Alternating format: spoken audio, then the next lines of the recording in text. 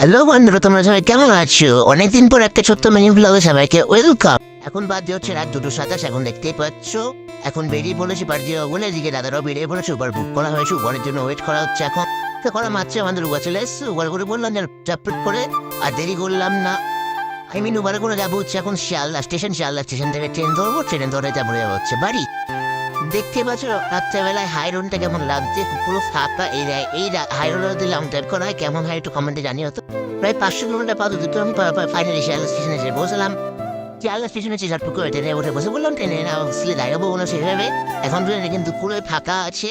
তারপরে কিছুক্ষণ আপত্তি করার পর ট্রেন ছেড়ে দিল, যেটা আমি অপশন পাচ্ছিলাম ট্রেনের জন্য। আমি মানে ট্রেনে এসে প্রচুর রাত্রে ট্রেন ছেড়ে দিয়েছি। এবার এখন একটু ঘুমিয়ে নিয়ে তারপরে কিছুক্ষণ পর কথা হচ্ছে। অন্য কথা ঘুমানোর পর দেখতেই পাচ্ছ ভুল ভুল আবহাওয়া হয়ে গেছে। চার পরিবেশটা এখন ঠান্ডা ঠান্ডা, ওই গাছের ফুলগুলো খুব সুন্দর লাগছে। বাইরের মানে পরিবেশটা খুব ভালো লাগছে গাছপালাগুলোকে দেখ।